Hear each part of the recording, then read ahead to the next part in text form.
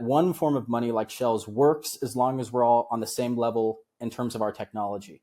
But as soon as somebody gets too advanced, they figure out a way to make and manufacture the thing that everyone else is using as money. And they can be very quiet about this. I thought initially, like, okay, you figure out how to make the money, the whole game breaks. But what people did, they were much more clever than that. They would figure out a way to, say, mass collect these shells that people have to dive down and go pick them up one by one. Maybe they figure out a scuba mask or something. They can go down and get a bunch of them. They can then, instead of polishing them by hand, they can take them back to a factory and have them polished by machines. And they can then take these shells without telling anybody, go back to the civilization using shells, and slowly start to buy up all the stuff. They can buy up the homes with the shells, and they can buy up the food and the tools, all the stuff that the shells are just a receipt for. And as long as they do this quietly, at least initially, what'll happen is they'll get a ton of the stuff, and they'll be dumping all of the inflating shells that of course have no value in and of themselves. They're just a receipt for all the stuff that has value. So basically, this shell money game works as long as we're all on the same level technically. But as soon as one group figures out a way to manufacture the thing that's being used as money, then it's, all hell breaks loose. And the shells are obviously going to hyperinflate. They're going to lose all their value. And you need to come up with a new system. And that's why, gold has lasted so long as money, is that, it's an element on the periodic table. It's difficult to make more of it out of thin air. And basically, we're obviously very technologically advanced today, and it's not cost effective to make gold in a lab yet. So gold has really withstood the test of this constant test of technology trying to inflate a money supply away. Everyone always has a huge incentive to figure out a way to make more of the thing that we're using as money. And if you're caught holding the bag when a new leap takes forward technologically, then that's obviously very bad for you. So I think that's really what we think is happening with Bitcoin here. Is there's a new technologically superior form of money, and the longer that you hold on to the old shitty money that we know how to make in a lab, we know how to just click a button and print out of thin air, the worse things are going to get for you and your family.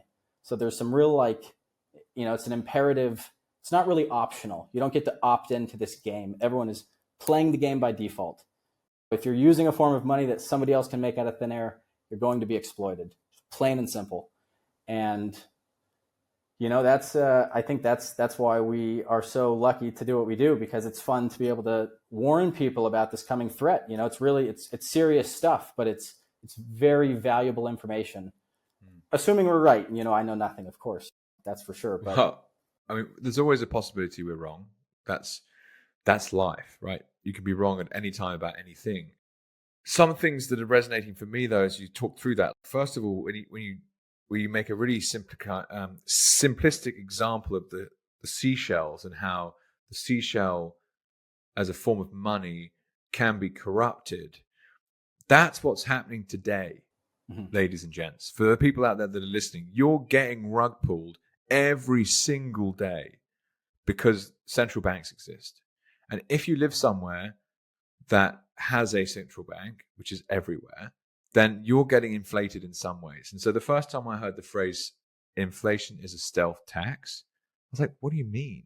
It's like, well, basically your purchasing power is being eroded every year by a certain percentage, depending on where you are, which basically acts as another form of taxation by those in power and the government that exists in that geographic zone. And it's mind-blowing how bad it actually is for basically everyone. It's like a net negative. When you really start peeling it back, it's like, well, hang on, who's better off here? And there's a small handful, the very top of the pile, that are basically taking a cut out of everyone else's work. And they don't even realize. That's why it's really fun. Like, you go into my experience, being involved in the investment space, and you get a traditional wealth advisor sit down and take you through a portfolio, and you just say, well, is the purchasing power up or down since last year? Sorry?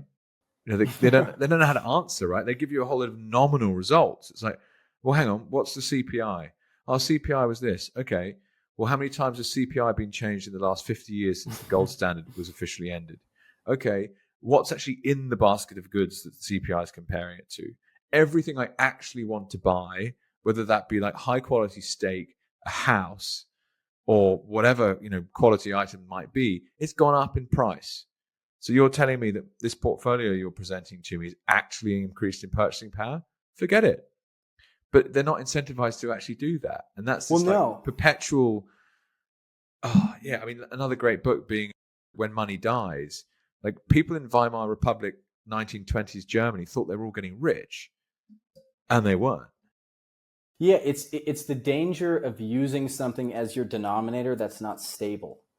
So we're looking at, our nominal 401k balance every year and being like, wow, okay, new milestone, I'm so rich. But the thing that you're using to measure it with is changing. It's like an example I've heard a million times before is like, if you're measuring a table with a ruler that's changing, you're not sure if you're measuring the table or the ruler. It's like, it's completely nonsensical.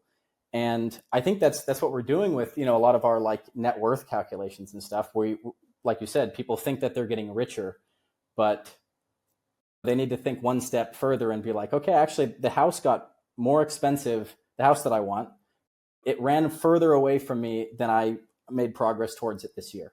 So it's, you're not getting richer because it's all relative to the stuff you can buy.